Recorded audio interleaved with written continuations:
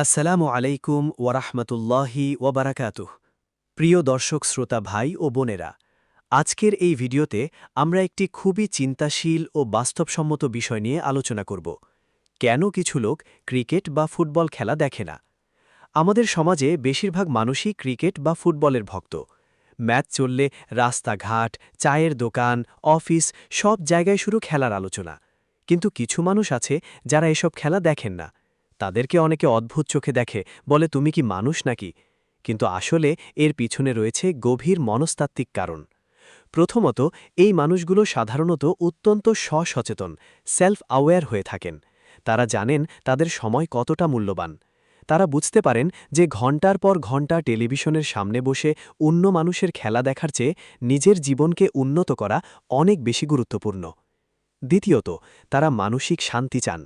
খেলা দেখতে গেলে উত্তেজনা, আনন্দ, হতাশা, রাগ এসব আবেগের রোলার কোস্টারে চড়তে হয়।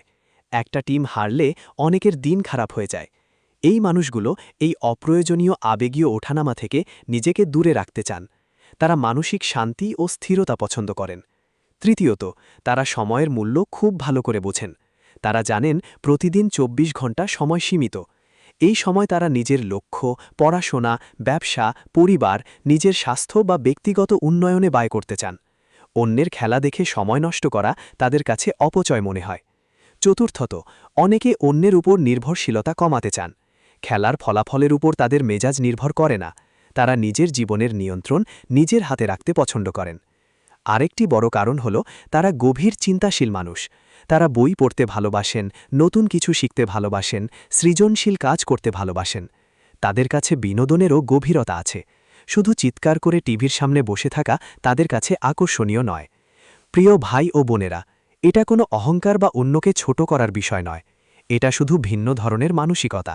যারা খেলা দেখেন না তারা অনেক সময় জীবনে বেশি উন্নতি করেন, কারণ তাদের ফোকাস নিজের উপর থাকে।